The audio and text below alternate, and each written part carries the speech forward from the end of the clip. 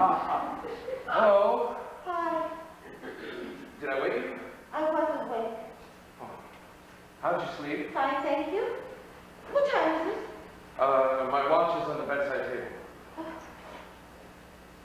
10 to 12? No, it's 25 after 8. The stem is broken. It's 3 hours and 25 minutes past. Why don't you get it fixed? Oh, I was going to. I'll get used to it. Doesn't it mix you up? No, I'm very quick with figures. Why are you looking at me like that? We are in a lot of trouble. Yeah? Why do you have to look so luminous? It'd make things a lot easier if you woke up with puffy eyes and blotchy skin like everyone else. I guess God figured having chubby thighs were enough. Hey, look, this is not just going to go away. We have got to talk about this. Okay. Where are you going? I'm going to go brush my teeth. No! Dorothy, please, sit down. Please, sit down. Let me say this.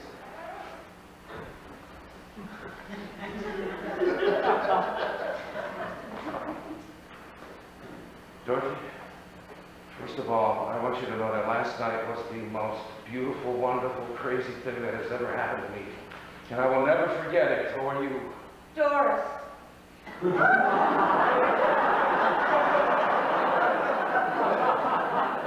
My name is Doris. Your name is Doris? I've been calling you Dorothy all night long. Why didn't you tell me earlier? Well, I didn't expect us to end up like we did, and then I did try to tell you, but you weren't listening. When? Right in the middle of everything. Oh, it was incredible, wasn't it? It was nice, especially the last time. I'm an animal.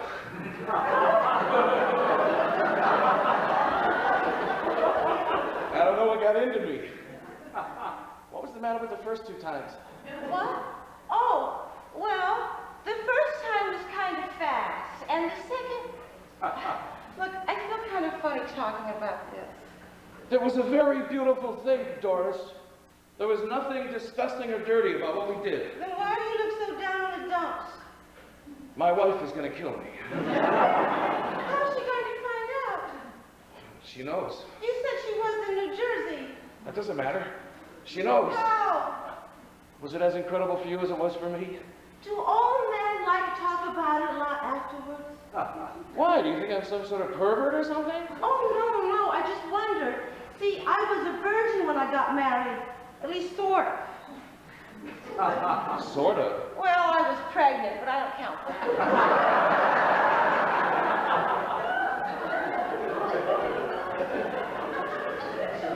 Doris, that counts. I mean, it was by the man I married. Oh, sorry. That's okay. Harry and me would have gotten married anyhow. It just speeded things up a bit. Turns out I'd get pregnant if we drink from the same cup. What's the matter? No, it's okay. Trojans are very reliable. Who are? Never mind. Oh, I'm in a lot of trouble.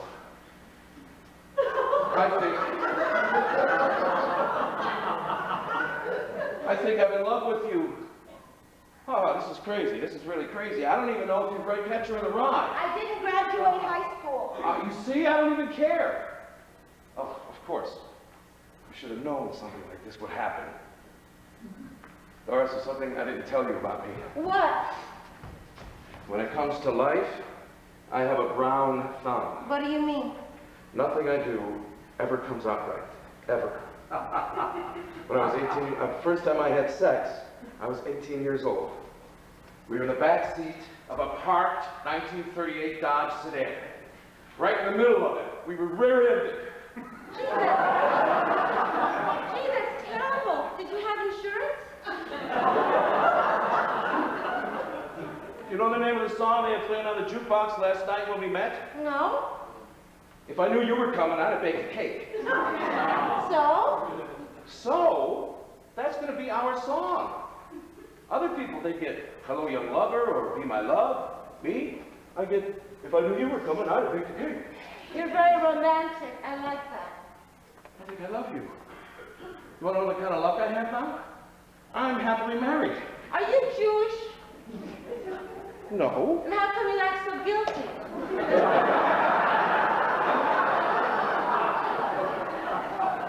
Don't you feel guilty? Are you kidding? Half my high school became nuns. Oh, Catholics have rules about that sort of thing. Oh, we have rules about everything.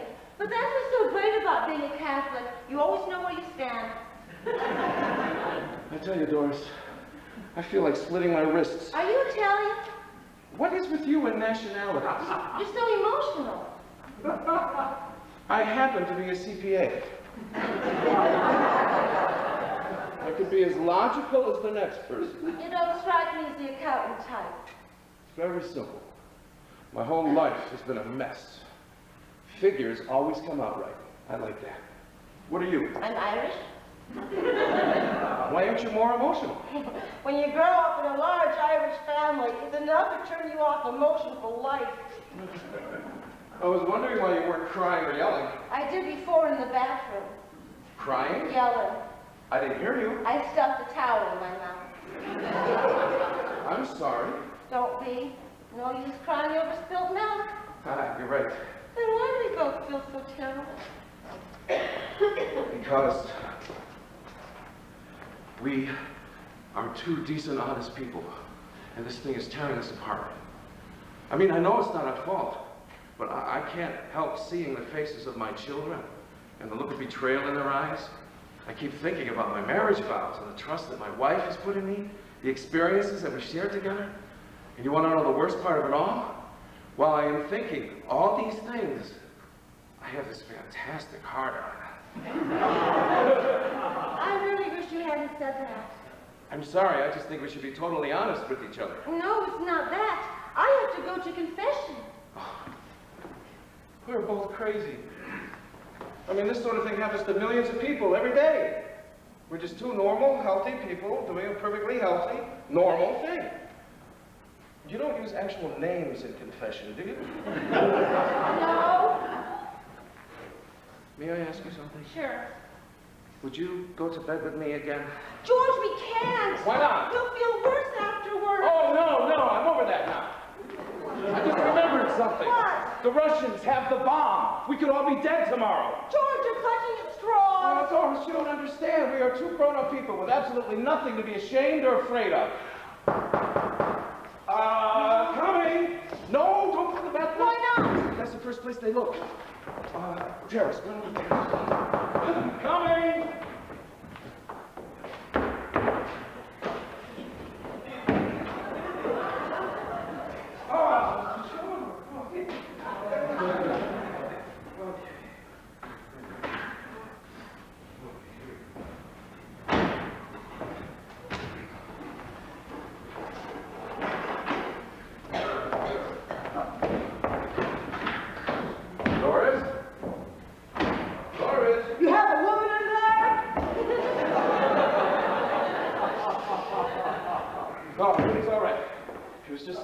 Mr. Chalmers who brought my breakfast. He didn't suspect a thing. I didn't ask about your girdle. What girdle? Oh, great! Now he probably thinks I'm a homo. What do you care? I stay here every year. You do what? Oh, I have a friend who went into the wine business near here. I fly out the same weekend every year to do his books. From New Jersey? He was my first client. Kind of a sentimental thing. Oh. Doris, there's something I want to tell you. What? Now, I know that I must appear very smooth and glib sexually. But I want you to know that this is the very first time that I've done anything like this. Don't worry, I could tell. Do you mind if I have some of your breakfast? No, go ahead, I'm not hungry. I mean, it's really funny. When I was single, I was no good at quick superficial affairs. I mean, I really had to get to like someone before I could... What do you mean you could tell? In what way could you tell? What? Oh, well, by the way, you tried to get your pants off over your shoes and then tripped and hit your head on the coffee table. Little things like that.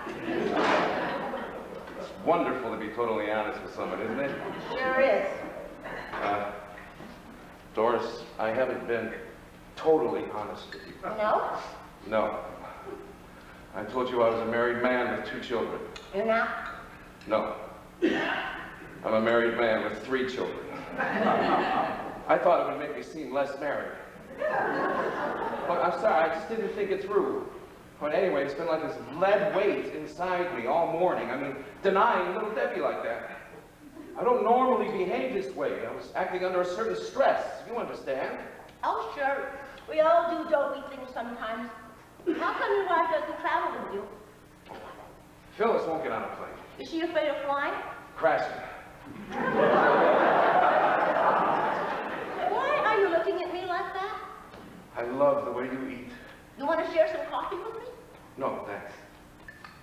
Doris, do you think that 2 perfect strangers can look at each other across a crowded room and to suddenly want to possess each other in every conceivable way possible? No. Well, then how did this whole thing start? Oh, it started when you sent me over that steak in the restaurant. They didn't serve drinks. They're known for their steaks. And then when I looked over and you toasted me with your fork with a big piece of steak on it, that really made me laugh. I've never seen anyone do that before. What made you do that? Impulse. Usually I would never do something like that. I have a friend who says life is saying yes. The most I've been able to manage is maybe. Well, what made you do that? Oh, I was lonely. And you looked so vulnerable. You had a run in your stocking and your lipstick was smeared. You thought I looked cheap? I thought you looked beautiful. I really should be going. The nuns will be wondering what happened to me. Nuns? Yeah, it didn't seem right to bring it up when we met yesterday in the restaurant, but I was on my way to retreat.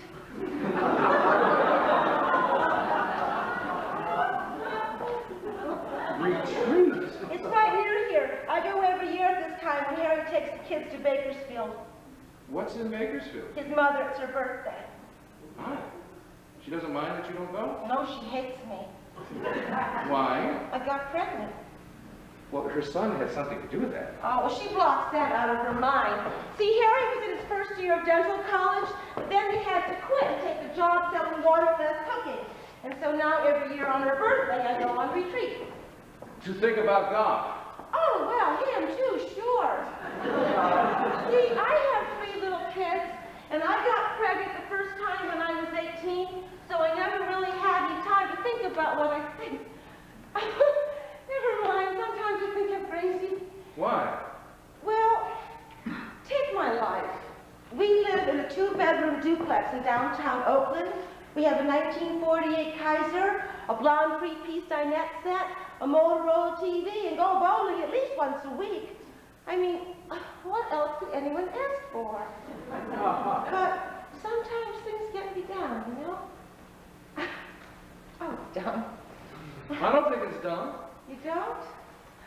Boy, I didn't really talk to you. It's amazing. I find myself saying things to you that I didn't know I thought. I noticed that right after we met in the restaurant. We had instant rapport. Did you notice that too? No, but I know we really hit it off. Now, Harry's not much of a talker.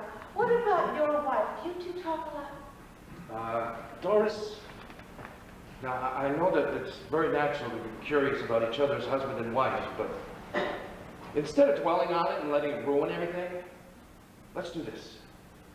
I'll tell you 2 stories, one showing the best side of my wife and the other showing the worst.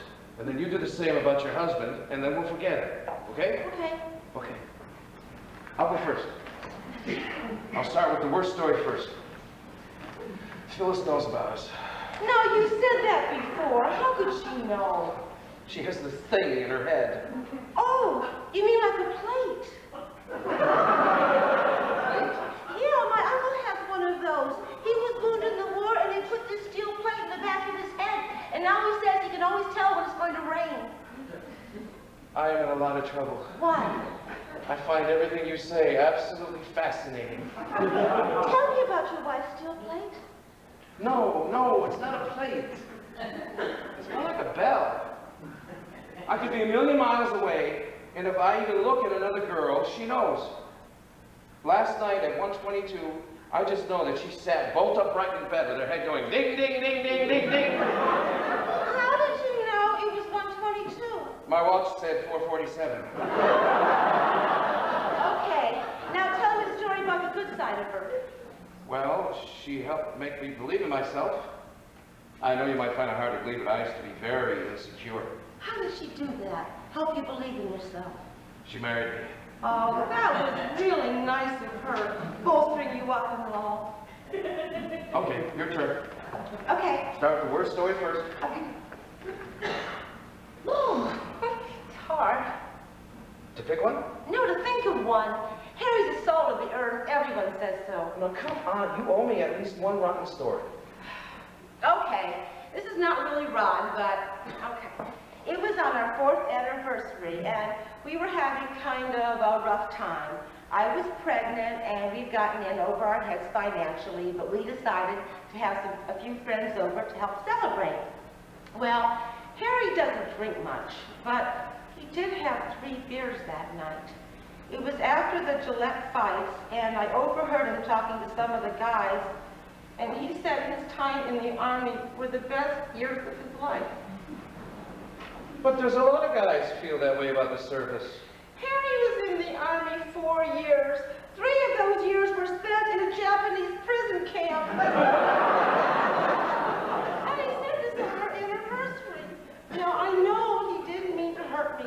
Harry would never hurt anybody. But will it hurt, you know? Oh, promise me you won't tell anybody I told you that. Oh, I wouldn't tell anybody. Because I've never told that to anybody that before. Now, you want to hear the story about the good side of him? Not really. Oh, you have to. I don't want you to get the wrong impression of him. No, okay, if you insist. Okay. Well, Harry is this, real big, heavy-set sort of guy. I wish you hadn't told me that. Oh, no, he's gentle as a puppy.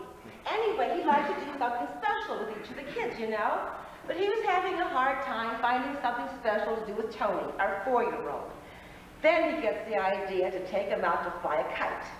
So one Saturday last winter, they go out to fly a kite, but there's no wind, and they have trouble getting the kite to take off. Well, after a while, Tony's getting pretty bored by now. He's only 4 years old. Asked if he can sit in the car, and Harry said, okay.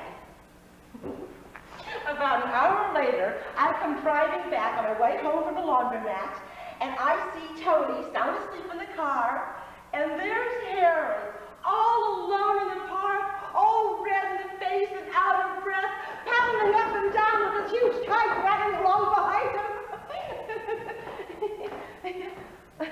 Well, it really got to me. Oh, yeah. Helen has a lot of wonderful qualities like that, too. Who's Helen? My wife.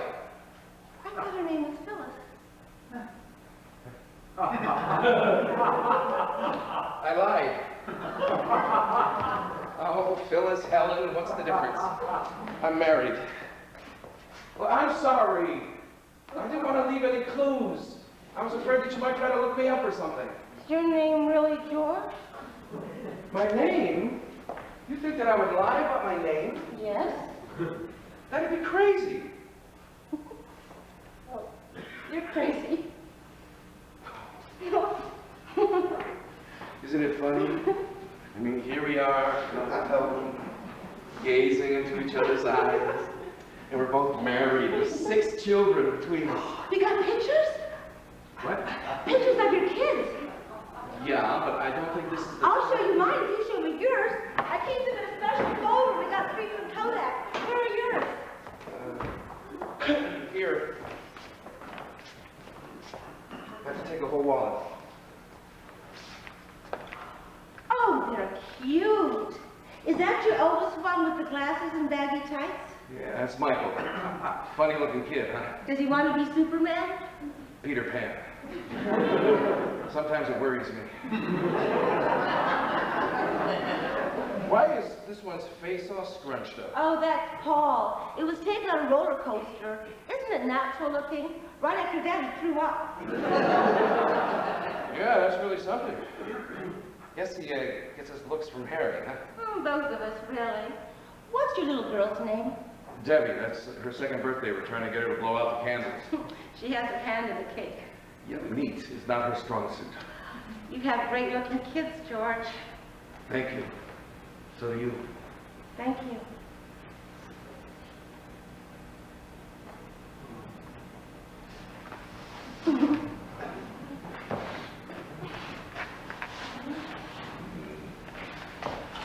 Okay, but this is the last time.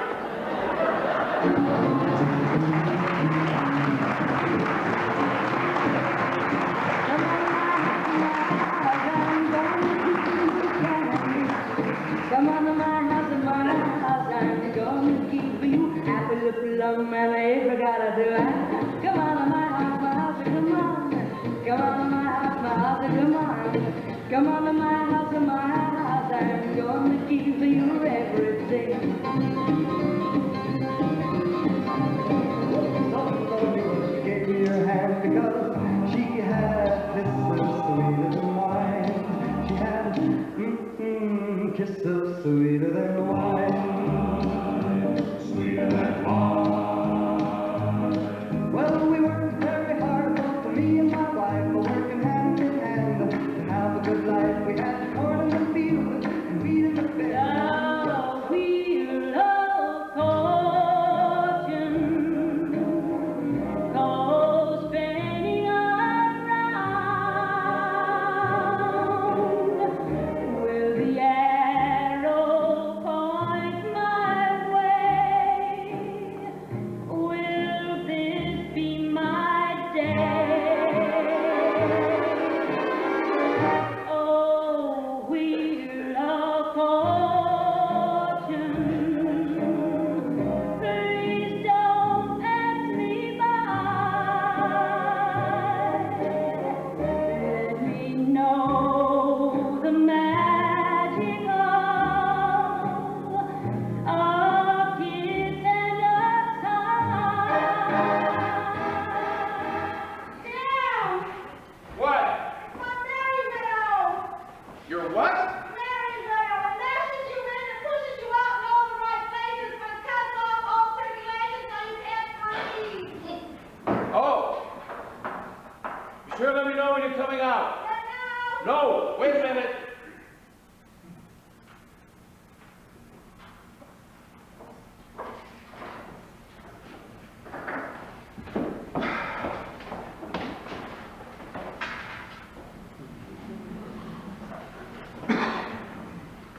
Okay, now. If I knew you were coming, I'd bake the cake, bake the cake. If I knew you were coming, I'd bake the cake.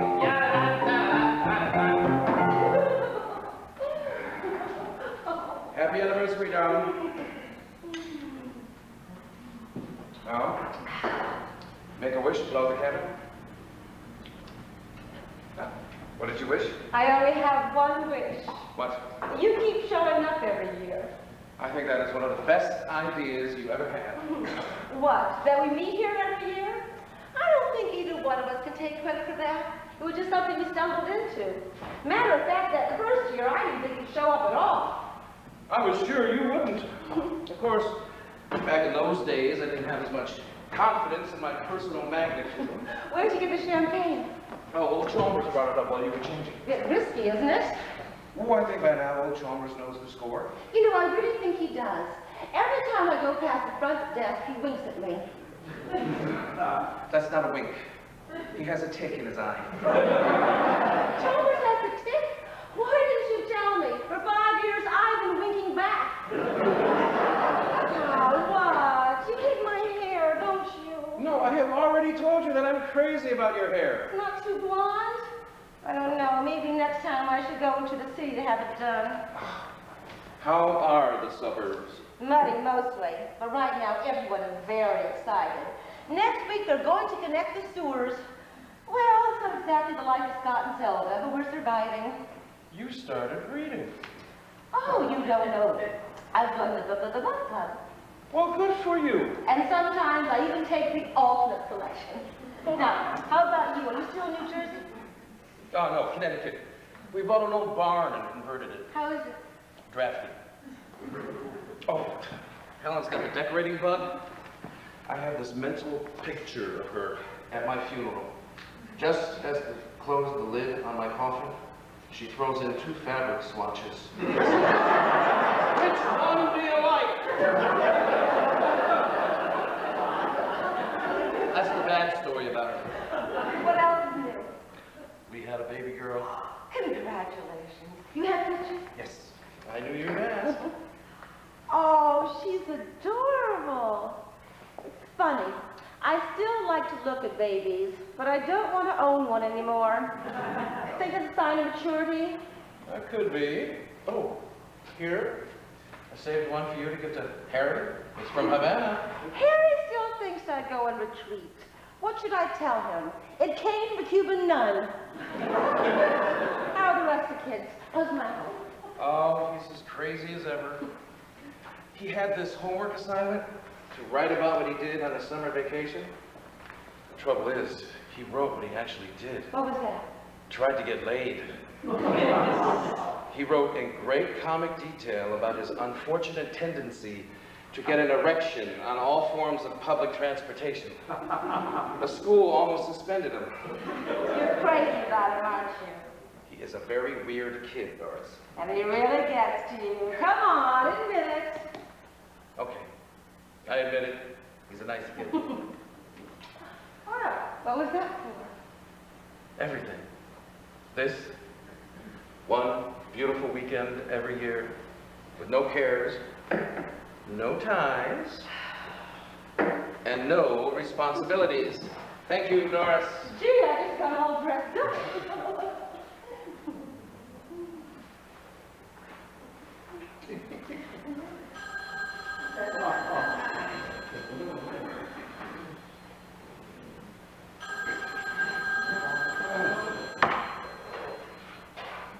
Yes, hello. Yes, this is Daddy. Is everything all right?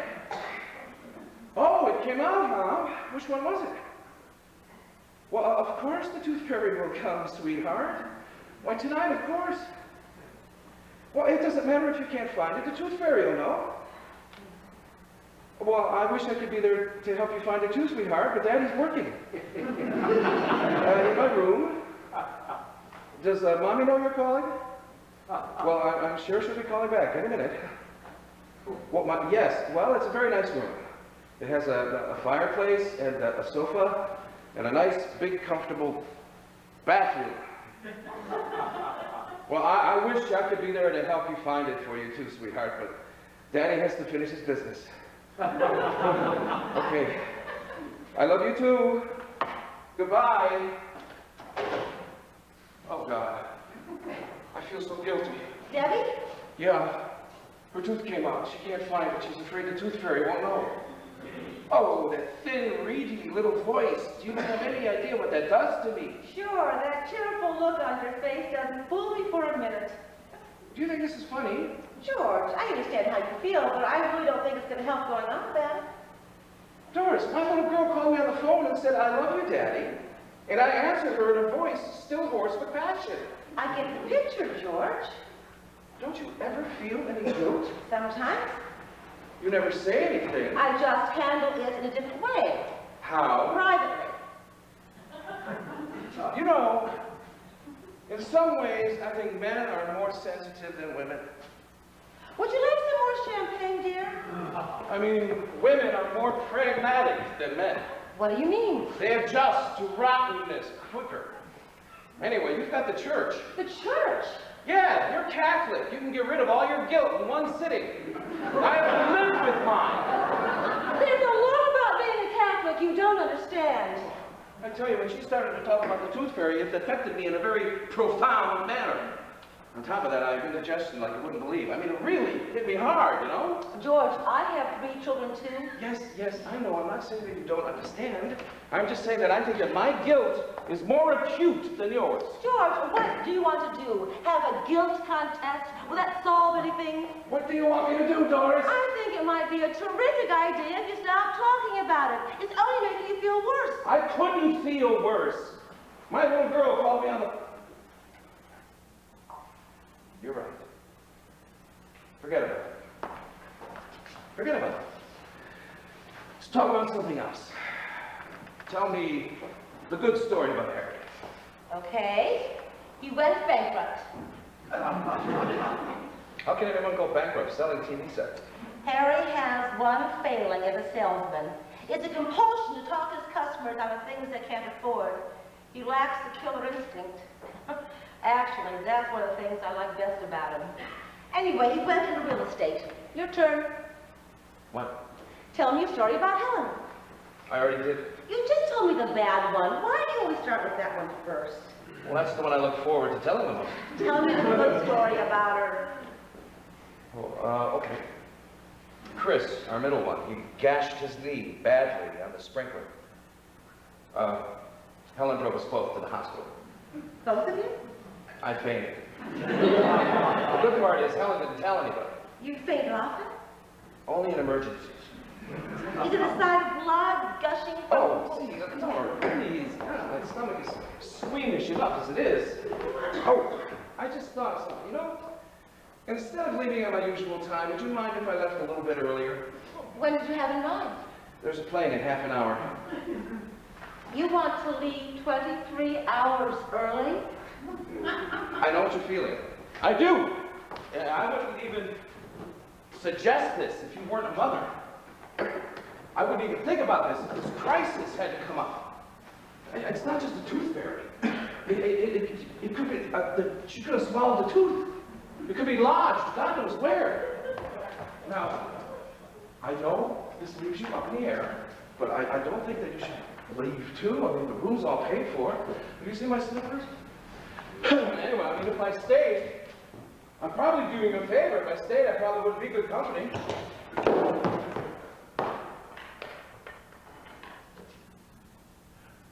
You're feeling somewhat rejected, right? Now, I can understand how you're feeling, but you have to realize this has nothing to do with you and me. I have a sick child at home, Doris. This is an emergency. Will you stop it? This has got nothing to do with the goddamn tooth fairy. You're just feeling guilty. And the only way that you feel you can deal with it is by getting as far away from me as possible. Okay, I feel guilty. Is that so strange? Doris, we're cheating. Once a year, we lie to our families and sneak off to a hotel in California and commit adultery.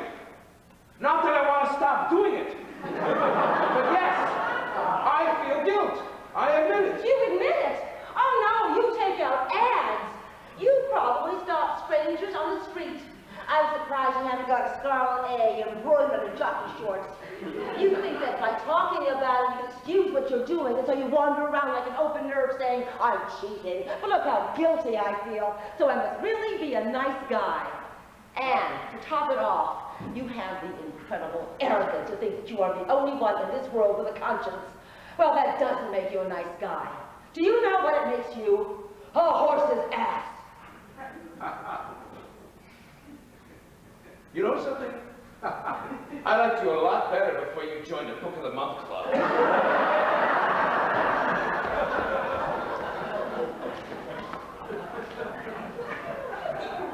Doris, it's not the end of the world. I'm not leaving permanently. I'll be back next year. No, I don't think you will. I don't believe this. Just because I have to leave early 1 year, you are willing to throw away a lifetime of weekends?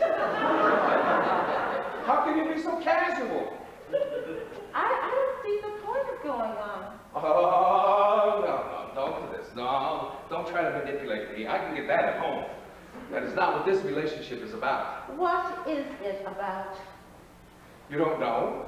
Yes, but it seems to be completely different from what you think it's about. That's why I think we should stop seeing each other. You're serious? George, what's the point of meeting in guilt and remorse? What joy is there in that? Doris, I have a commitment there. And you have none here? Here? I thought our only commitment was to show up every year. Just two friendly sex partners who meet once a year. Touch and let go. Okay. Maybe I was kidding myself. I'm human. Well, so am I. No. You're different. Somehow you always seem able to cope. During the past year, I picked up the phone to call you 10 times. I couldn't seem to stop thinking about you. You kept spilling over into my real life, and it bothered the hell out of me. More to the point, I felt guilty. So I decided that I wouldn't see you again. At first I wasn't going to show up, but then I thought I at least owed you an explanation. When you walked in the door, I knew I couldn't do it. That no matter what the price, I'm willing to pay it. Oh, God, I feel guilty. I think you better leave, George.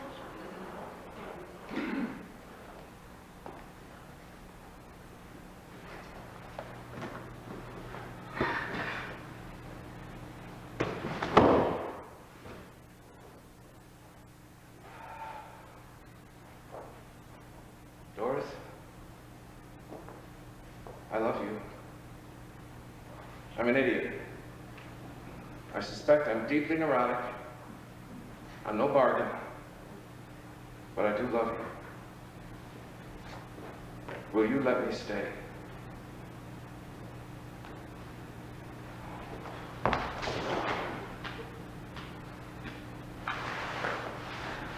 What are we going to do? Touch and hold on very tight until tomorrow.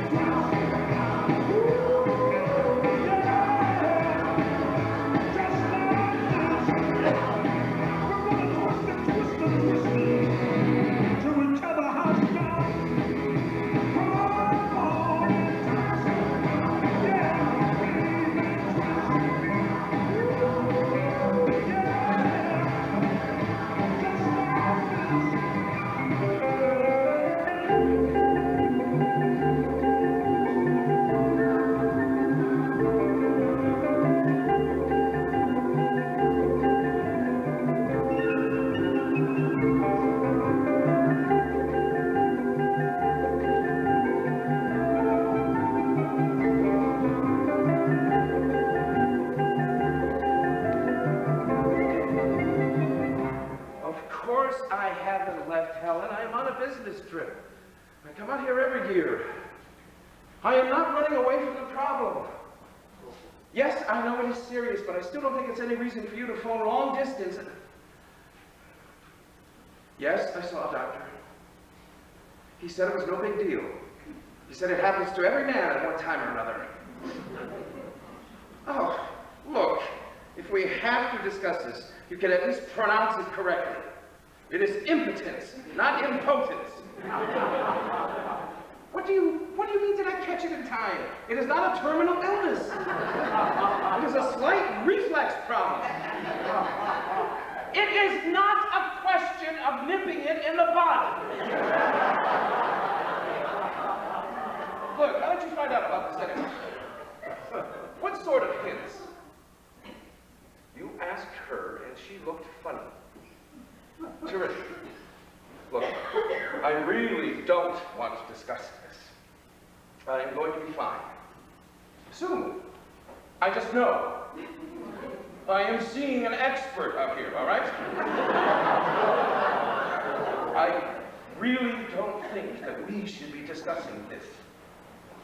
I am going to hang up now. Goodbye, Mother.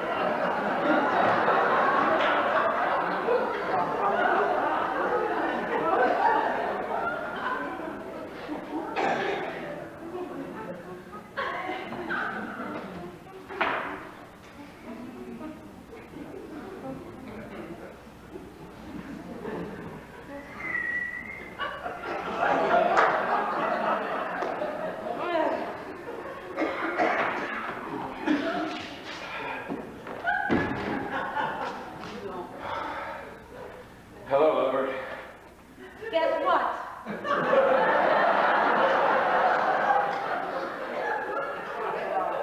What have you done to yourself? I can't take all the credit. It was a mutual effort.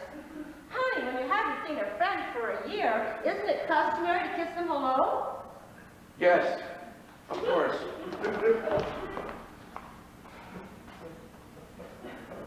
Are you okay, pal? Oh, I'm fine. A little surprised. Oh, you're surprised. Well, I insisted on visiting the dead rabbit's grave. George, where are you in your pajamas and robe in the afternoon? I'm rehearsing a Noel Coward play. Is there something on your mind? Not anymore.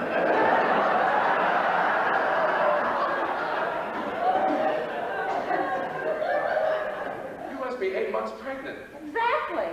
Honey, it's not that oh, thanks. It's not that tragic. We'll just have to think of some other ways to communicate. Oh, great. All right. Any suggestions? We could talk. Talk. I can get at home. Well, sex, I can get it home. And as you can see, then, just talk. What is that supposed to make me What's the matter? matter? I am the only man in America who has just kept an illicit assignation with a woman who looks like a frigate in full sail. What was that crack about sex at home?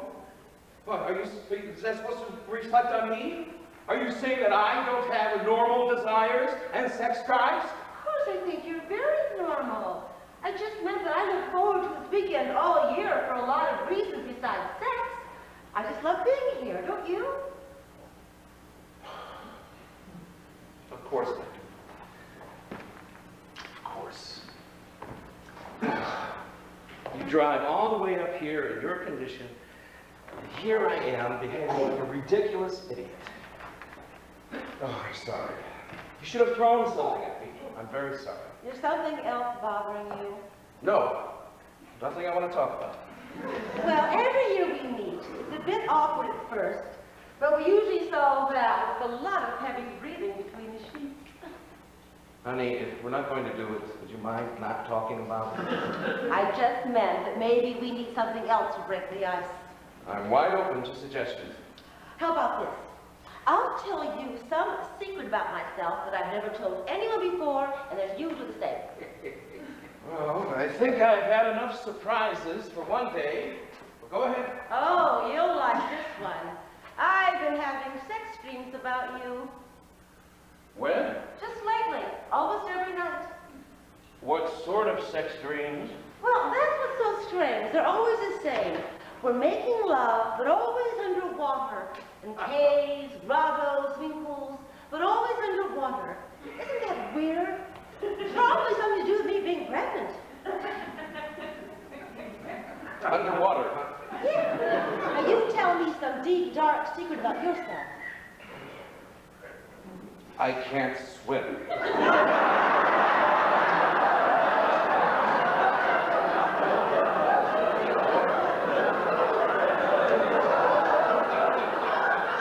You mean literally? Of course, I mean literally. When I say I can't swim, I simply mean I can't swim. Okay, I just asked. How come? Well, I just never learned when I was a kid, that's all. I mean, Helen found out when she pushed me off a dock once and I almost drowned. Kids don't even know. We go to the beach, I pretend I'm having trouble with my trick knee. You have a trick knee? No, they don't know that either. You see, it worked. Now we're talking like two people who have made love and everything. Boy, I tell you, that Ethel Kennedy must really like kids. Honey, I am very sorry about before. I really am happy to see you. Well, don't you want to tell me what's on your mind? Okay. May as well just get it out in the open. It's nothing to be ashamed of. It's my sex life. Lately, Helen hasn't been able to satisfy me. She's lost her interest in sex? Oh, she tries. God knows. But I can tell that she's just going through the motions. Do you have any idea why this is? Well, Ellen's always had a lot of hang-ups about sex. I mean, she always thought sex is a normal, pleasant, healthy function.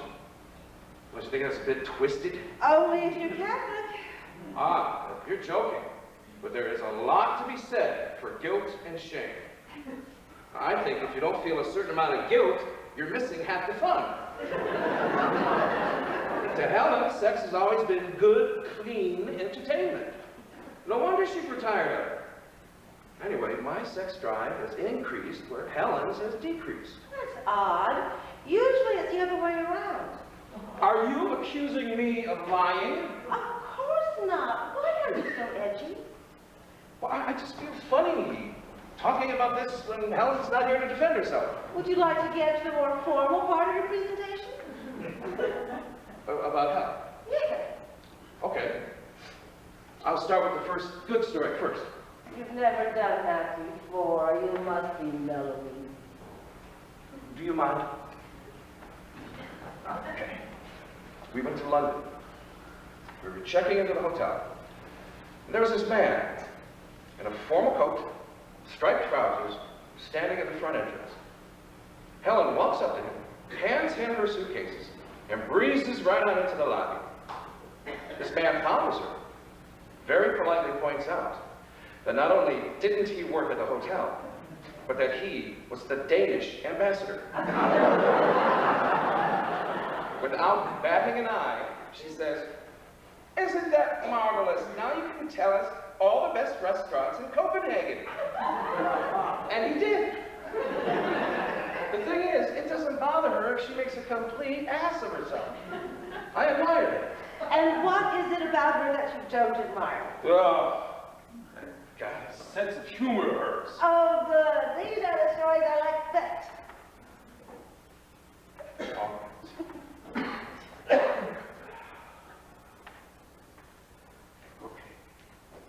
We'd gone to a party.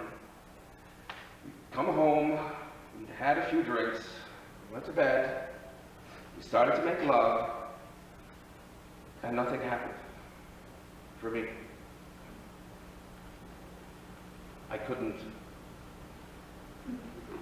You get the picture? Well, it was no big deal. I mean, we laughed about it. Then, about a half an hour later, just as I'm falling asleep, she says, "You know, it's funny. When I married a CPA, I always thought it would be his eyes that went first."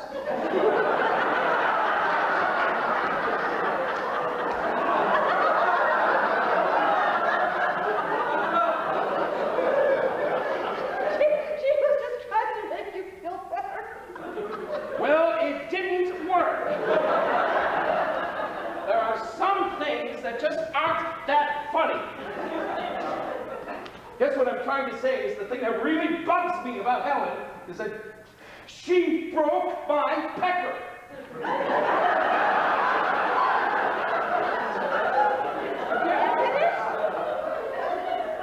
Slightly. All right, now 5 people know. You, me, Helen, and her mother. Who's the fifth? David Brinkley. I'm sure her mother gave him a bulletin for the 6 o'clock news. And when did this happen, honey? Happen? Doris, this is not a throughway accident. It doesn't just happen.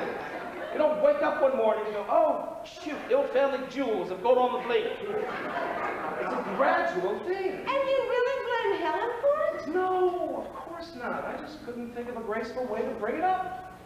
I was waiting for you to ask what's new. I was going to say nothing. I can tell you what's old, though. How's Helen reacting? Oh, we don't discuss it much.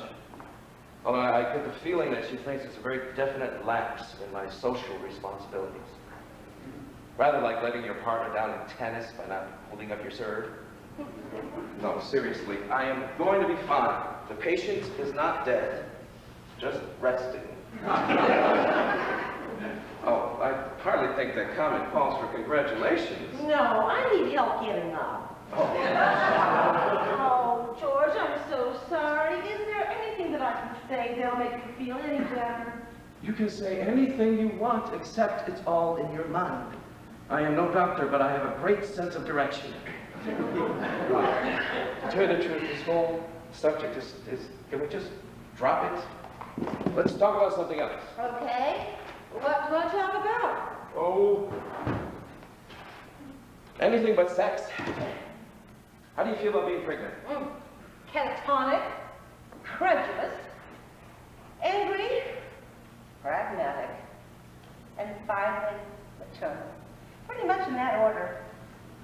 Your vocabulary is improving. Oh, you don't know. You're talking to a high school graduate. How come? Well, I was confined to bed for the first 3 months of my pregnancy, and so it shouldn't be a total loss. I took a correspondence course. You are really something. You know that? There's kind of an ironic twist to all this. What? Well, I didn't graduate from high school the first time because I got pregnant. And then I did graduate from high school because I got pregnant. Appeals to my sense of order. Oh, I didn't know you had a sense of order. That's unfair. Lately, I'm much better in my housework. Now, I'm only 2 years behind in my ironing. Anyway, the day my diploma came in the mail, Harry bought me a big corsage and took me out dancing. Well, I didn't really dance, we lumbered. Afterwards, he went to a malt shop and had a hot fudge sundae. That's this year's good story about Harry. Is he still selling real estate? No, insurance, he likes it. Gives him a chance to look up all his old army buddies. Are you comfortable in that position? When you're in my condition, you're not comfortable in any position. No. Come here. Come on, sit here. You'll be more comfortable. Come on down.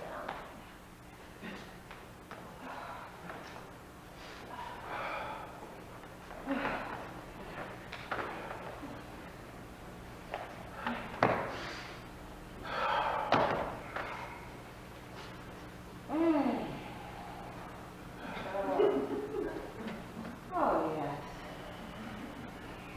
Oh, George, yes. Oh, that feels so good. Oh. Oh,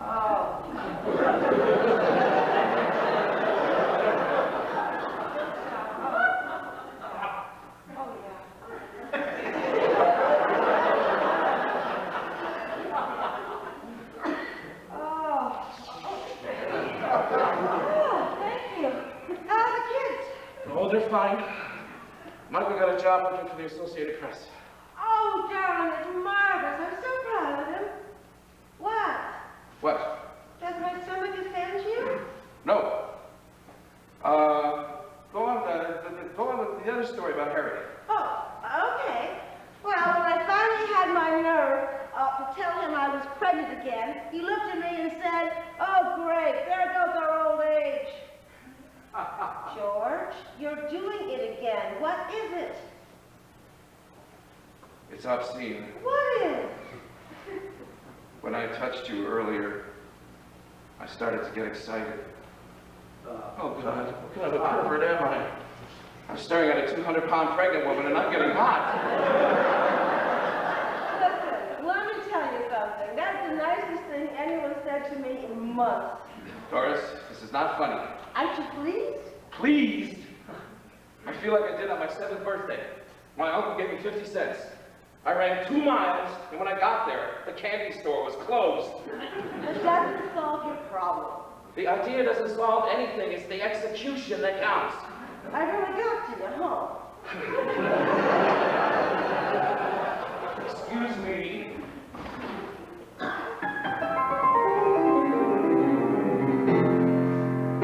That's incredible. Are you as good as I think you are? How good do you think I am? Sensational. I'm not as good as you think I am. But that piano has been sitting there for 10 years and you haven't touched it. Why stay?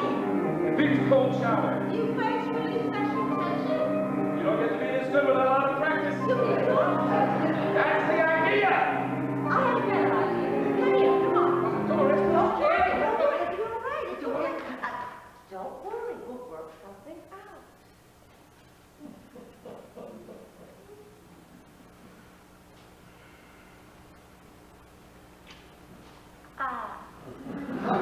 What? What is it? Doris? What is it? For God's sake, what is it? What's the matter? If memory serves me correctly, I just had a labor pain. You can't have. Maybe it's indigestion. No, there's a difference. How can you be sure? Indigestion does make your eyes bug out. You can't be in labor. When is the baby due? Not for another month. Oh my God, what have I done? What have you done? I did this. My selfishness. You didn't have anything to do with it. Oh, Doris, don't treat me like a child. Stop getting so excited. Excited? I thought I had trouble with my sex life before. Can you imagine what this is going to do to it? Oh, God. What kind of a person would do this? What kind of a man would do something like this? May I say something? Doris, I know what you're trying to do, but nothing you can say is going to make me feel any better. I'm not trying to make you feel any better. I'm going to have a baby. I know that. No, I mean now. I have a history of short labor. Oh, no. Oh, no. How do you feel? Like I'm going to have a baby? It's a false alarm. It's got to be a false alarm. Be quiet. Get on the phone and find out where the nearest hospital is. Hospital? You want to go to a hospital? George, like it or not, I'm going to have a baby. But, Doris, we're not married. It would look odd. Will you get on the phone, please? Where are you The going? bathroom. Why? No time to answer. Hello? Mr. Chalmers, George Peterson here. Can you tell me where the nearest hospital is? That's my wife. Something unexpected came up. Yeah, she got pregnant. Now she's going to have a baby. That far? Oh, my God. Can you get them on the phone for me, please? Like, Doris! Doris! Doris, answer me! I'm busy. Yes, hello? Yes, hello? Hello? Hello? I am staying at the Sea Shadows Inn, and I was sitting in my room, and this groaning had come from the next room. I looked in, and I saw this woman who I've never seen before in my life. And it appears that she's in labor. About 3 or 4 minutes apart. Yes, oh, hold on.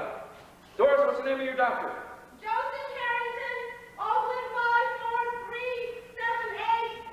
543-7878. Joseph Harrington, Oakland 543-7878. Yes, I have a car. I'd be happy to drive up. Good, good. Oh, could you answer one question? Could erotic contact in the later stages of pregnancy bring on premature... No reason, just wondering. Okay, yes, all right. I'll be there. Doris, they're going to call your doctor. They're going to meet us at the hospital. We're not going to make it to the hospital. My water just broke. Oh, my God. Get on the phone and find out where the nearest doctor is in the area. What if we can't? George, you look terrible. You're not going to faint, are you? Doris, I am not a cab driver. I don't know anything about delivering babies. George, this is no time to start acting like Butterfly and Queen. Get on the phone and find out where the nearest doctor is. Chalmers, Peterson, this is an emergency. Just get the nearest doctor. This'll teach you to fool around with a married woman. Doris, hold on. Everything's going to be all right. It's going to be fine. Yes? No, it's answering service. No, you don't understand. She's in the last stages of labor. Well, get in your car and drive out to the goddamn golf course and get her. Just get her. On the golf course, it's just down the road. Chalmers is going to go drive out and get her. Oh. What? Oh. I feel the baby. No. Oh, George, I'm scared. Just lean back and relax. George, do something. All right. I'm going to be right George, back. where are you going? I am here. Here. I'm here. Oh. All right. What are those for? We're going to have a baby. We? Yes. We're going to have to help him. Give me your hand. Look into my eyes. There's nothing to worry about. Everything is going to be fine. We're together. Okay? I think I play the piano well. You should see how I deliver babies.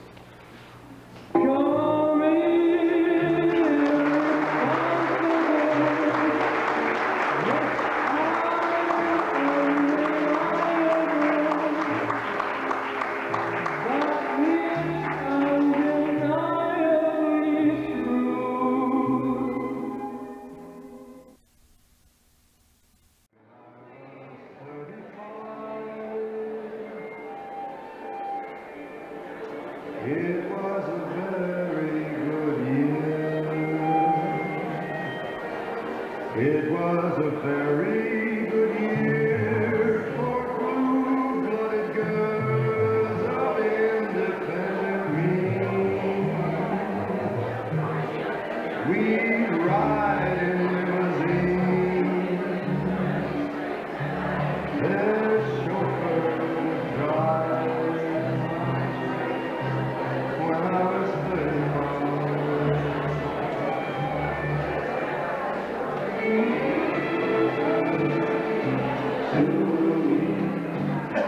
Upon their chest, these are men, America's best.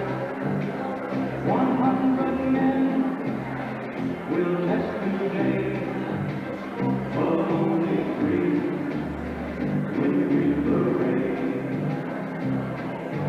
Back at home, on a young white waist, her free parade has met his fate.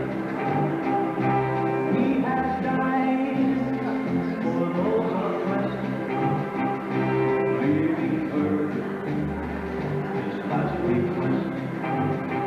What silver wings on my son's chest, make him one of America's best.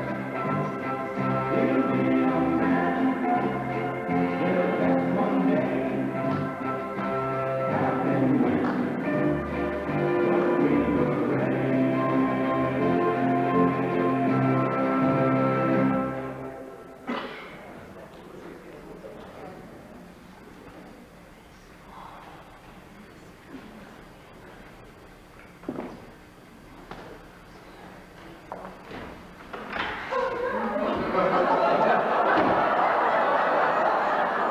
Hey, man, what do you say?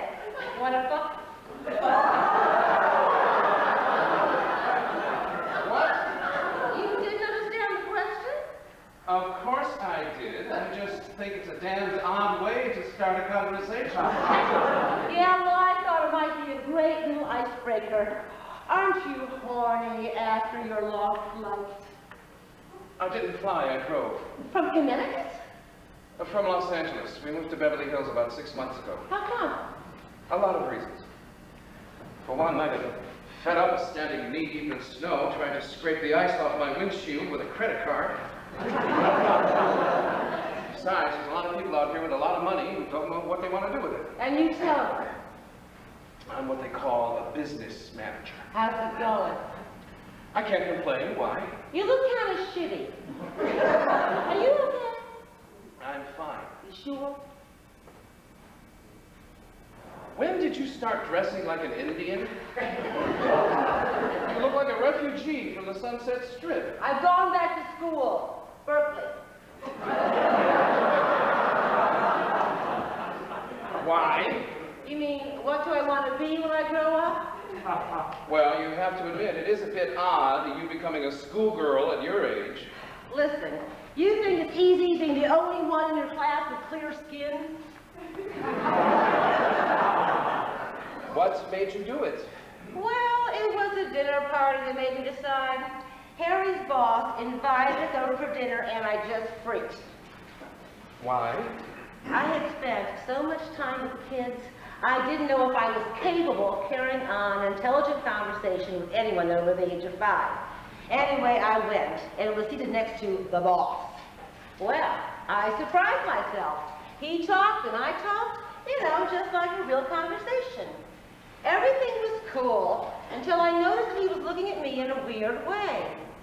I looked down on his plate and realized that all the time we've been talking, I've been cutting up his meat for him. That's when I decided I better get out of the house. But why school? Well, I felt restless and undirected, and I thought school might give me some answers. What sort of answers? Like where it's really at. Oh, Jesus. What's the matter? That expression. Okay, to find out who the hell I am. You don't get those sort of answers from a classroom. I'm not in the classroom all the time. The protests and demonstrations are a learning experience in themselves. Protests against what? The war, of course. Haven't you heard about it? It's in all the papers.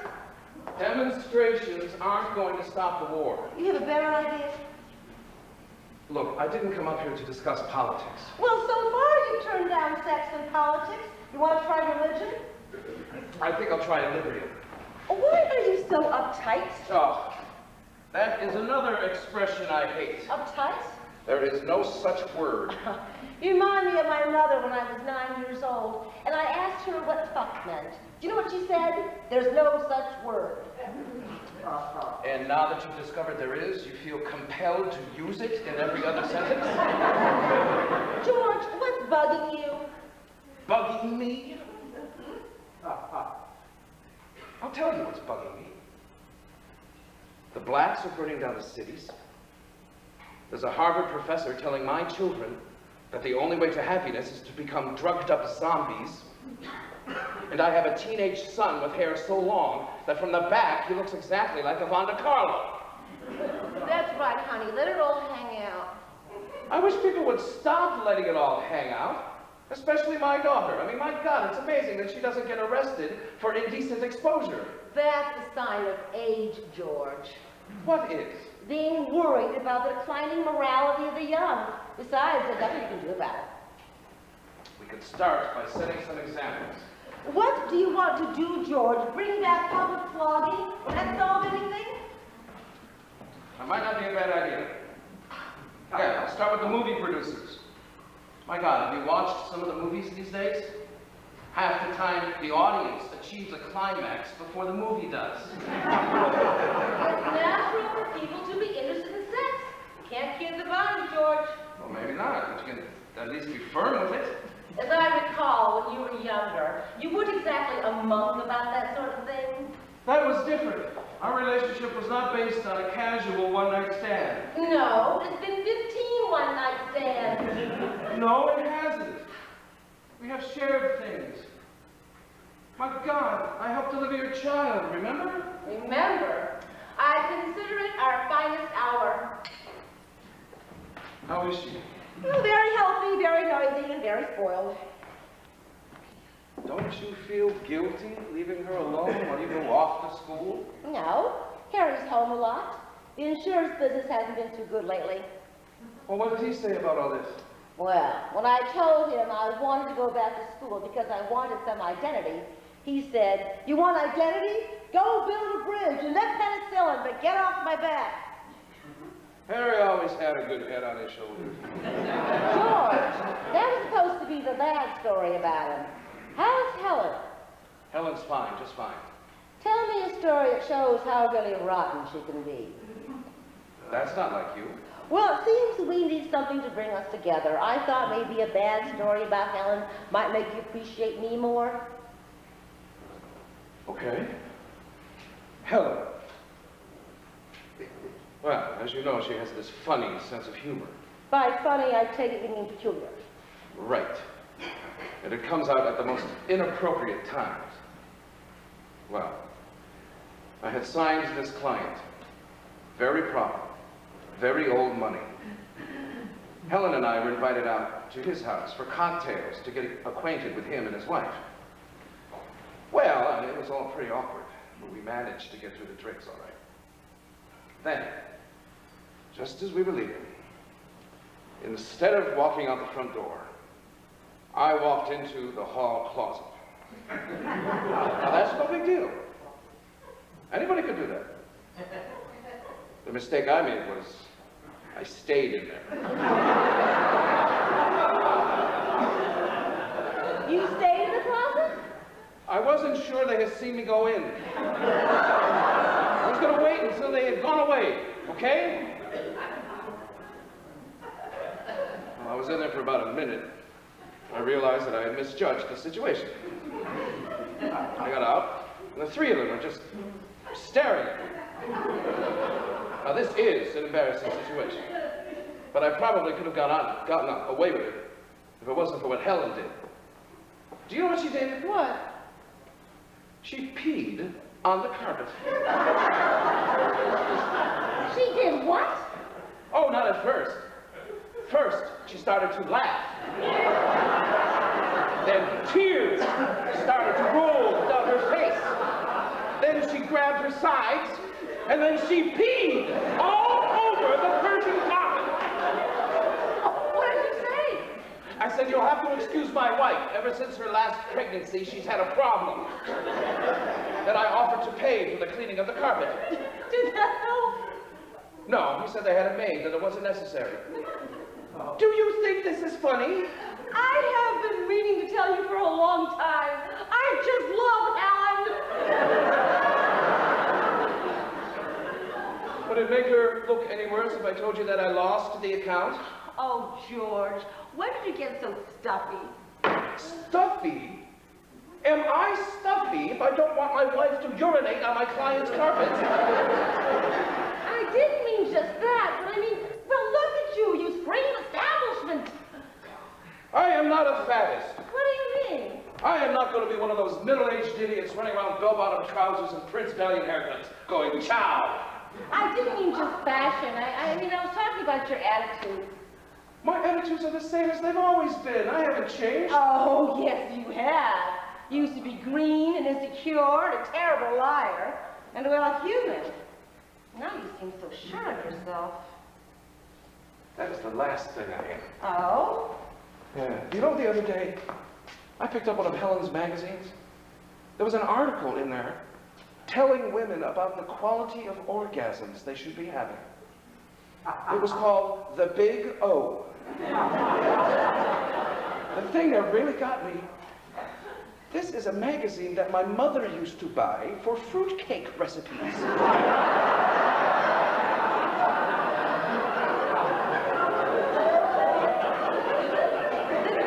times they are changing, darling. Too fast. Too fast. 20, 30 years ago, there were standards. Maybe they were black and white, but there were standards. Now it's so confusing. Well, that's a step in the right direction.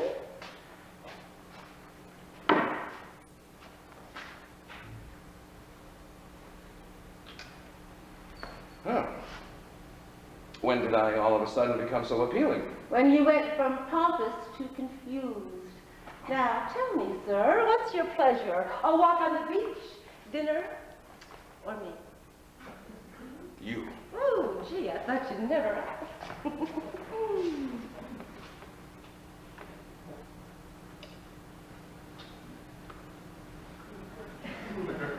Doris, you're not wearing a bra. Oh, George, you're so 40s.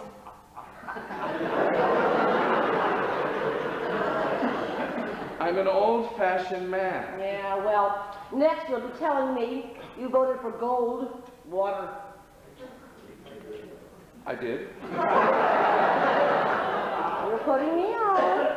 No, of course not. What? If you think I'm going to go to bed with any son of a bitch who voted for gold water, you're crazy. Doris, don't do this to me, not now.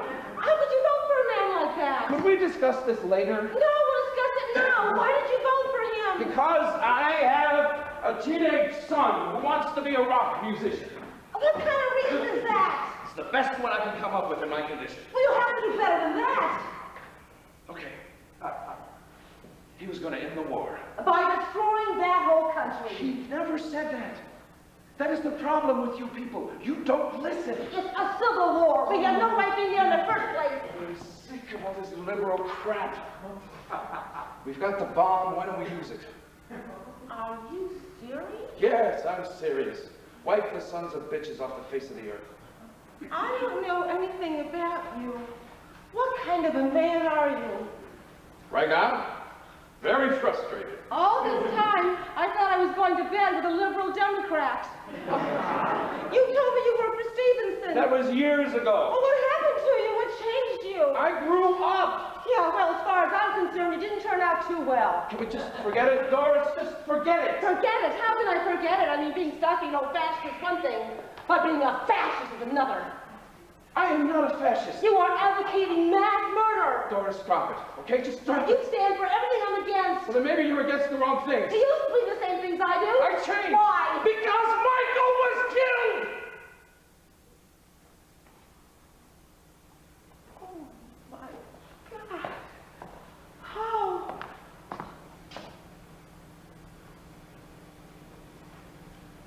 was trying to get a wounded man onto a Red Cross helicopter and a sniper killed him. When? We found out at a 4th of July party. Helen went completely to pieces. I didn't feel a thing. I thought it was a shock. It would hit me later. It never did. The only thing I have been able to feel is blind anger.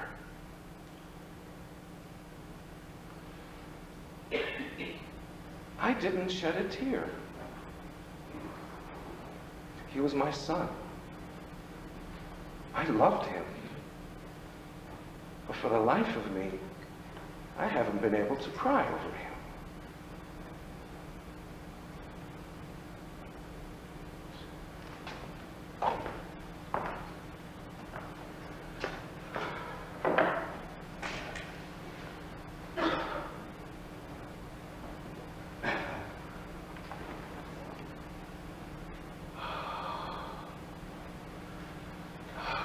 I'm sorry. About everything. I just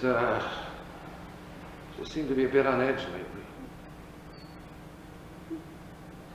It's just one damn thing after another.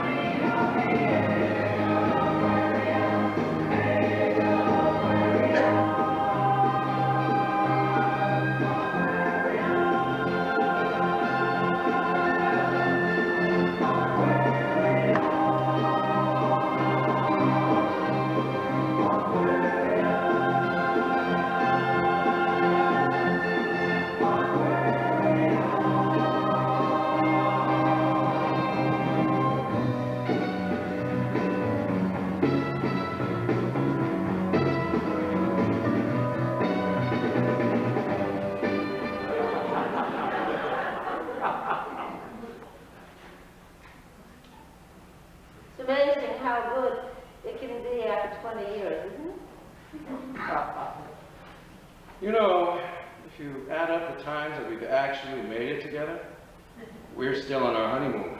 Did I tell you the grandmother? No. I think it's a pretty weird time to make the announcement. Anyway, I think you are the youngest looking grandmother I've ever had a peak experience with. My mother thanks you, my father thanks you, my hairdresser thanks you, and my plastic surgeon thanks you. When Harry says you're not the girl I married, he doesn't know how right he is. Harry didn't like your old nose? Harry thinks this is my old nose. He didn't notice? Pathetic, isn't it? A new dress, I can understand, but a whole nose? Well, to be totally honest, I don't see that much of a difference either. I don't care. It's different from my side. Makes me feel more attractive. Why do you feel you need a validation of your attractiveness? A woman starts feeling a little insecure when she gets to be 44. 45? See what I mean? Anyway, that's this year's bad story about Harry. Got one about Helen? There was a loud party next door. Helen couldn't get to sleep, and she didn't want to take a sleeping pill because she had to get up at 6 the next morning. So, She stuffed 2 sleeping pills in her ears.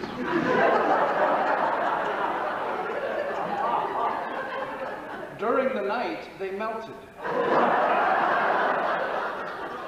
The next morning, as the doctor is digging the stuff out of her ears, he says, "You know, these can be taken orally."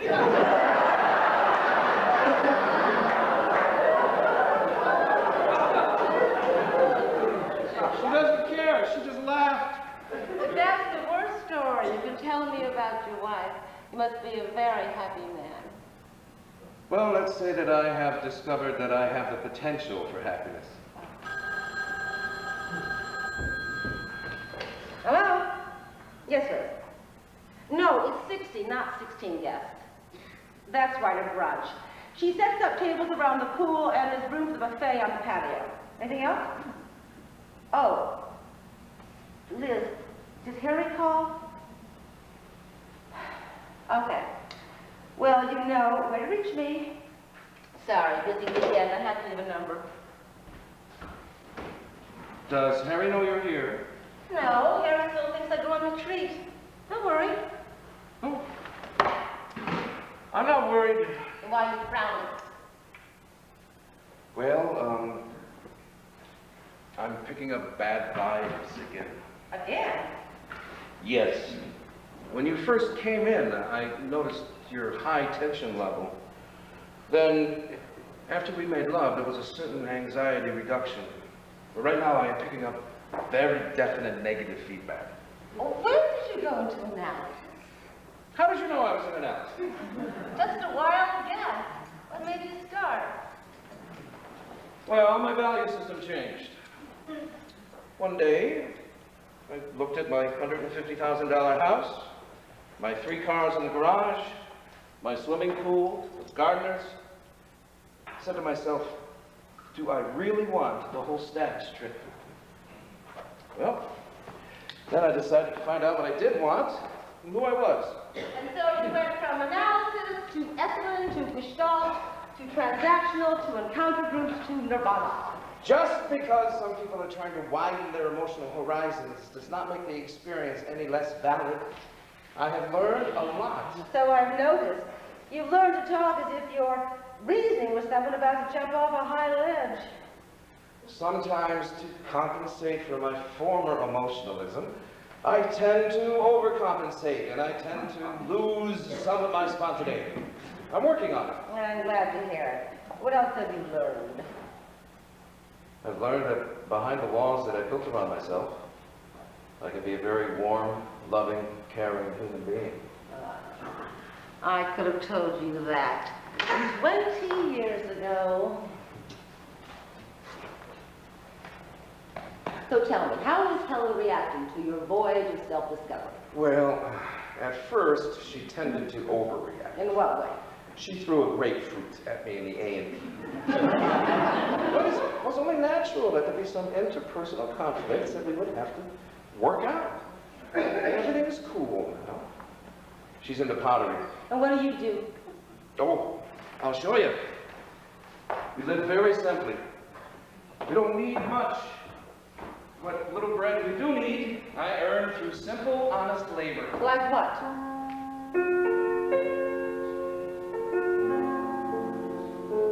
I play cocktail piano at a singles bar in town.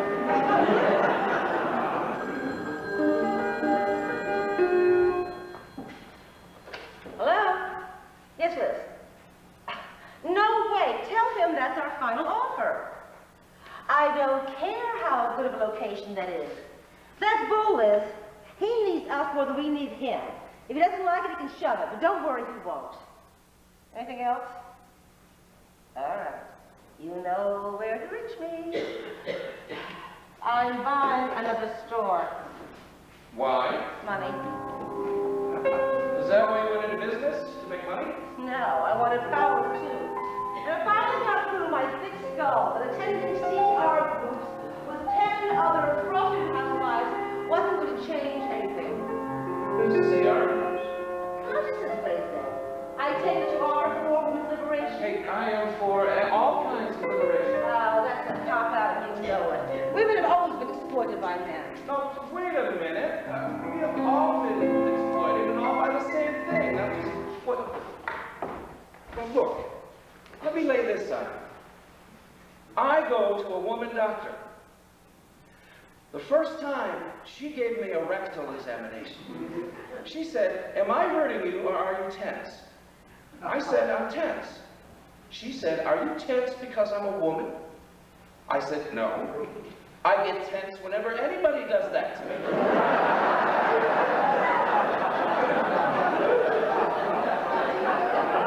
You see what I mean? I don't know. The only thing I do know is that the only time a woman is taken seriously in this country is when she has enough money to back up her mouth. What? I think it's great to have a hobby. Hobby? We grossed over $500,000 the first year. Oh, now, look. Don't take this the wrong way. If this is what you want, I'm very happy for you.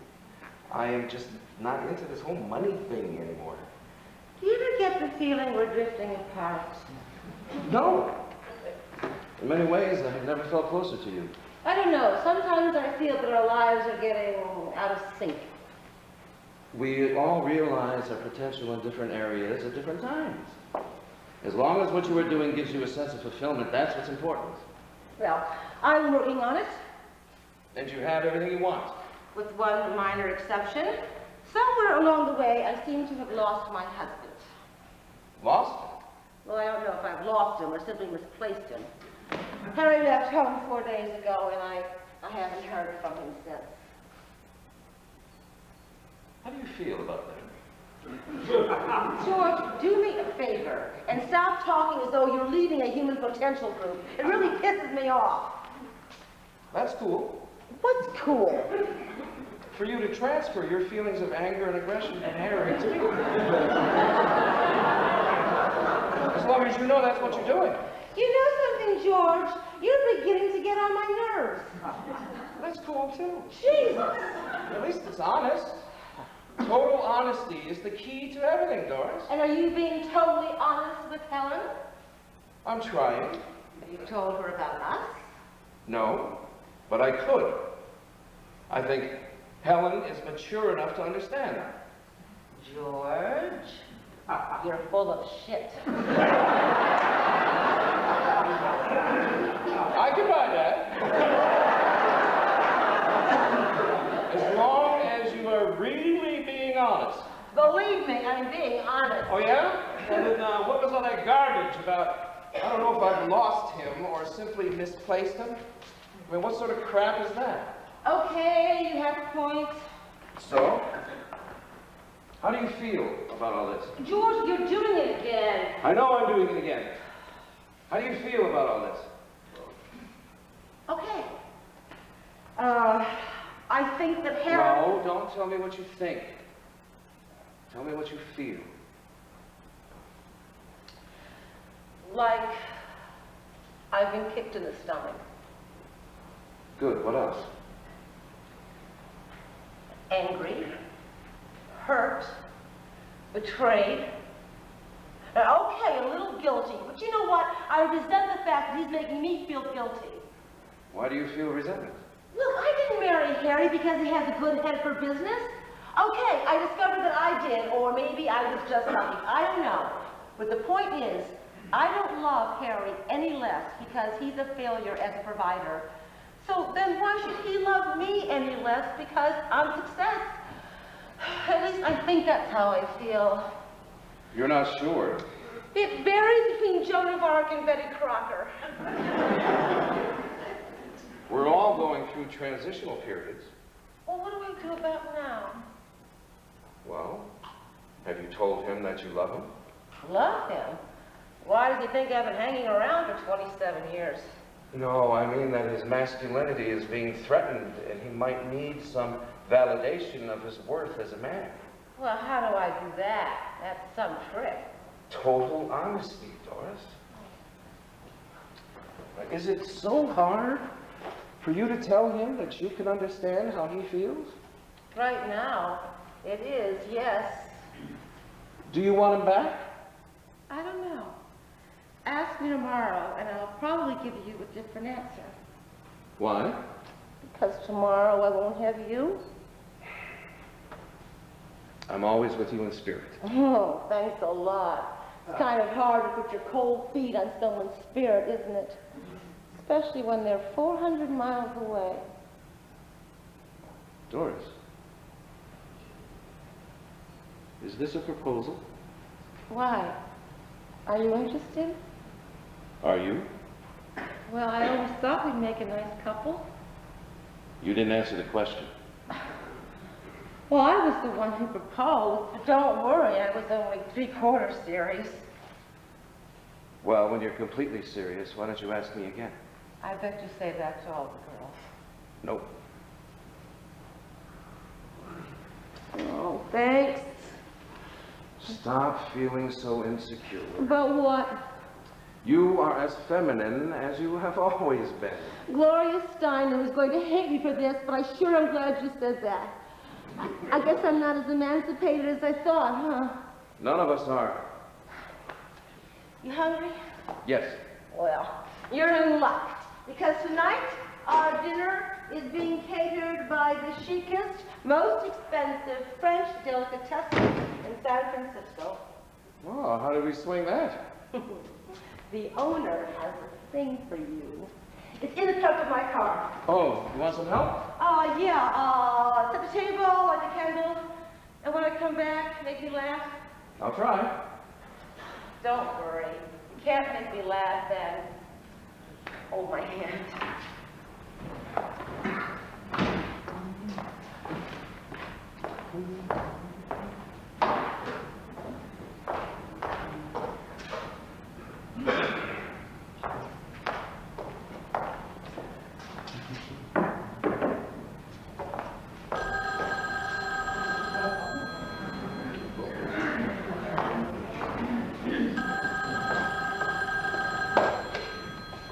Hello. No, she's not here right now. Who's calling? Harry? Just a minute, please.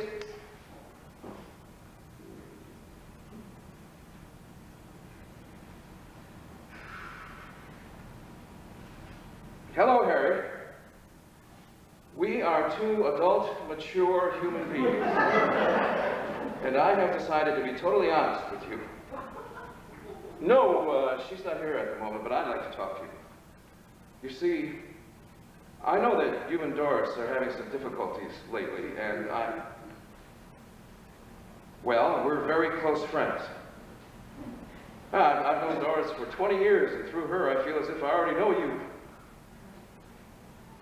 Well, we have been meeting this same weekend for over 20 years. The retreat? Well, we can talk about that later. But first I want to tell you something. She loves you, Harry. She really loves you. I just know it, that's all. Well, maybe if I told you a story that she just told me this morning, it would help you understand. Do you remember a few months ago, Doris was supposed to be den mother for your 10-year-old daughter in her Indian guide group? Well, she got hung up at the store, and she was 2 hours late getting home. When she got there, she looked into the living room, and do you know what she saw? A rather overweight, balding, middle-aged man with a feather on his head, sitting cross-legged on the floor, very gently and gravely telling a circle of totally absorbed little girls what it was like to be in a World War II Japanese prison camp. She turned around, walked out, and sat in her car, and thanked God to be married to a man like you. You still there, Harry? Well, you see, sometimes married people can get into an emotional straitjacket, and they find it difficult to express how they truly feel toward each other. Total honesty is the key, Harry. Yes, I have known Doris for 20 years, and I'm not ashamed to admit that it has been one of the most intimate and satisfying experiences of my life. My name? My name is Father Michael O'Hurley.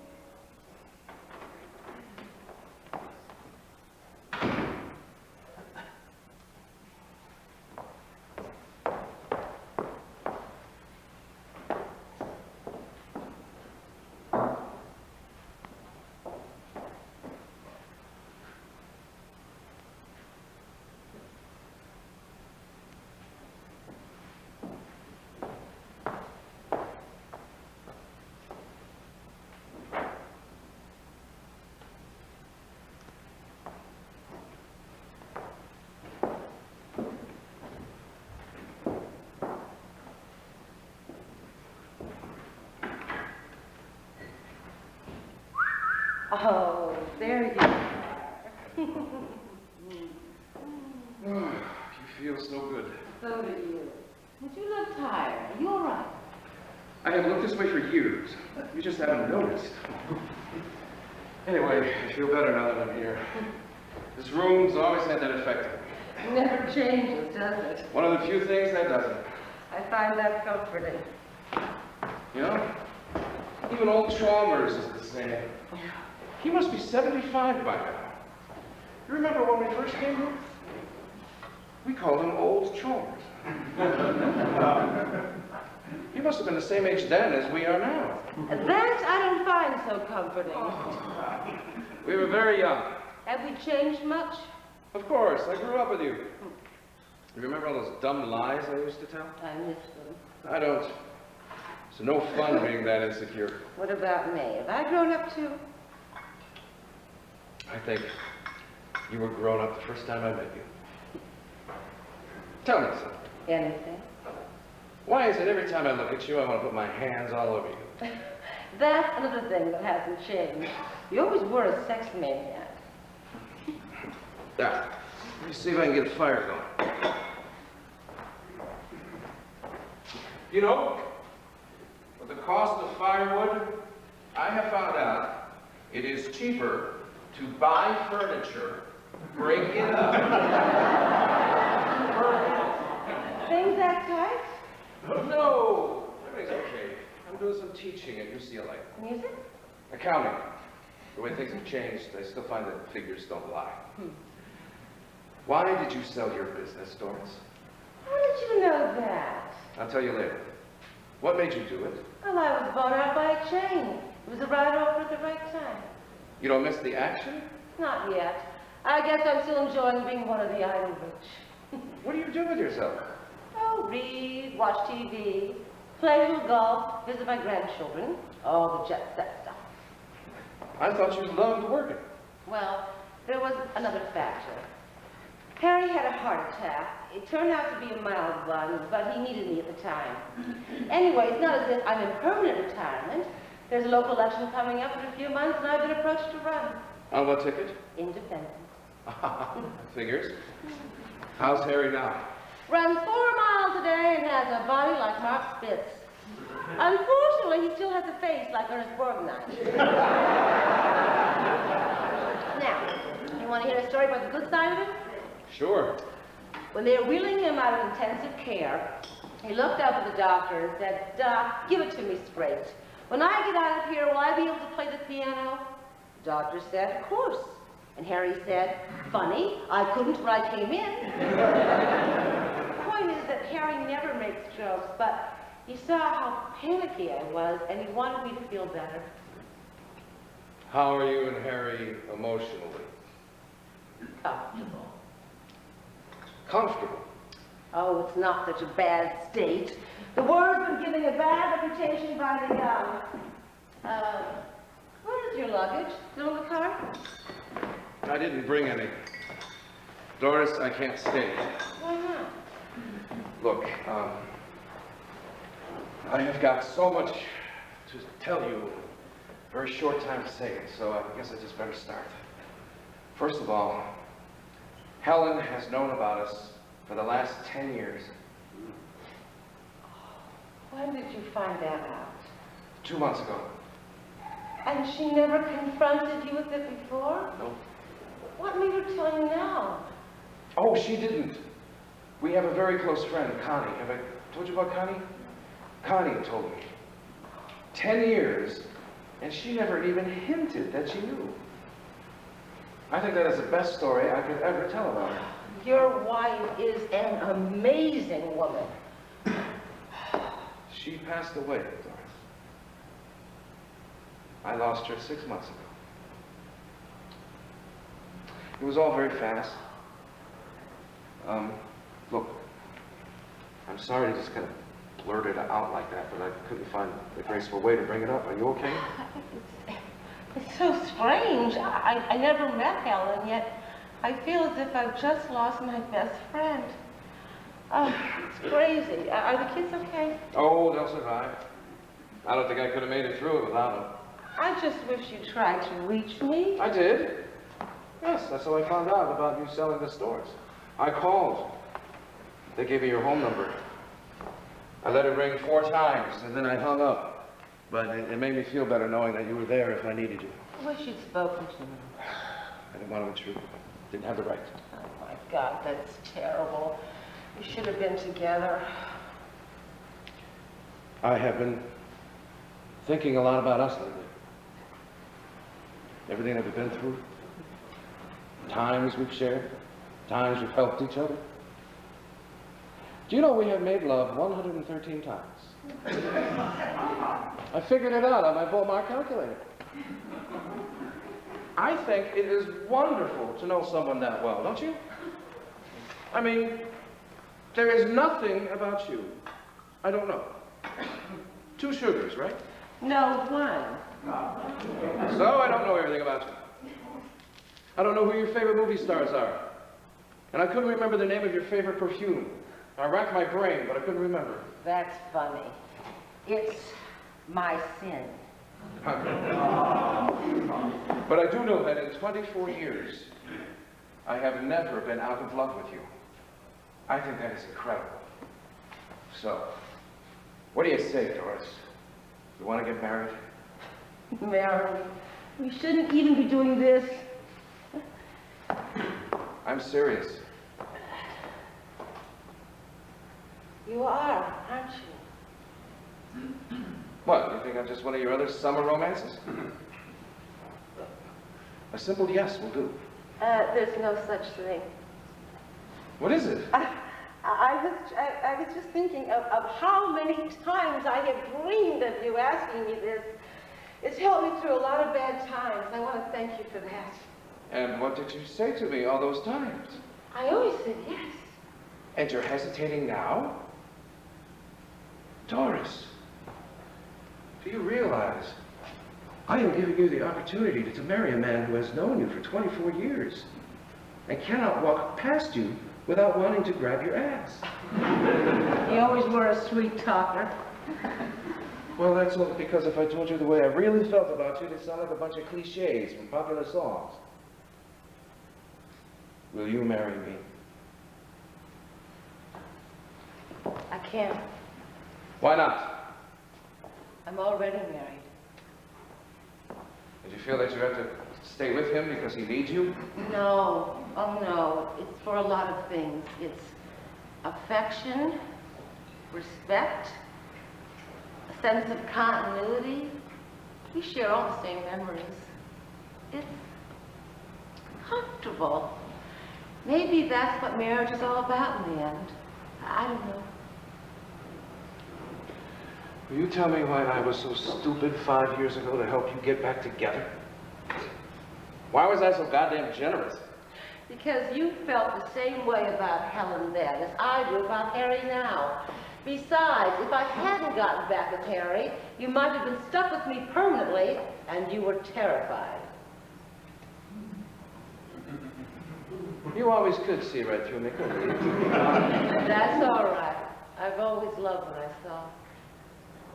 Well, I want you now. You can still have me every year, same time, same place. Doris, I need a wife. I am not the kind of man who can live alone. I want you to marry me. But I knew that there was a chance that you might say no. I guess what I'm trying to say is if I can't have you, I'm probably going to end up with Connie. She knows all about you. The thing is, she is not the kind of woman who could understand the situation. I guess what I'm saying is that we'll probably never see each other again.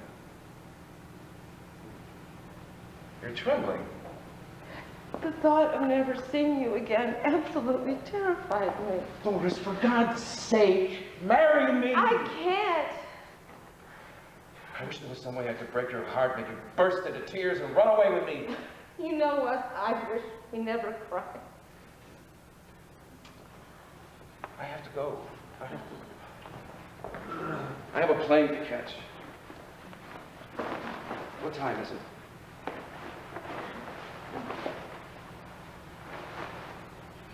$5:55.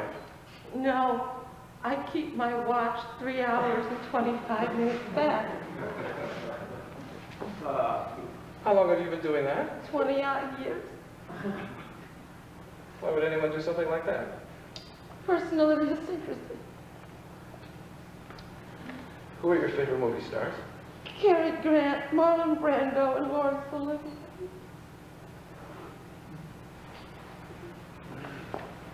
You have come such a long way. We both have.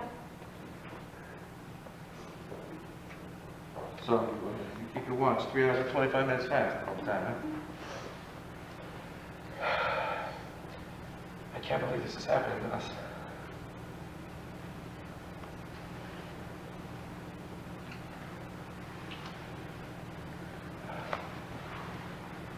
Goodbye, Doris.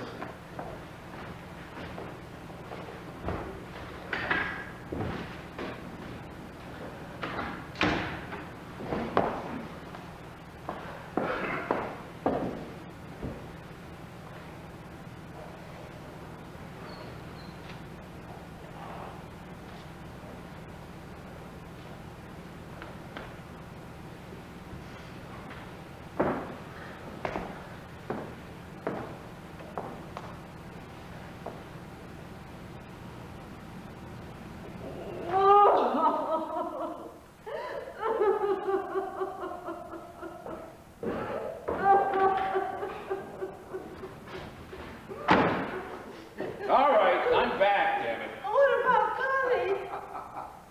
Connie's 89 years old. I wanted you to marry me. I figured if you thought that someone else wanted me, I would stand a better chance. I was desperate, all right? For once in my life, I wanted a happy ending. Look, I don't want to talk about it anymore. I'm back. And I'm going to keep coming back every year until our bones are too brittle to risk contact.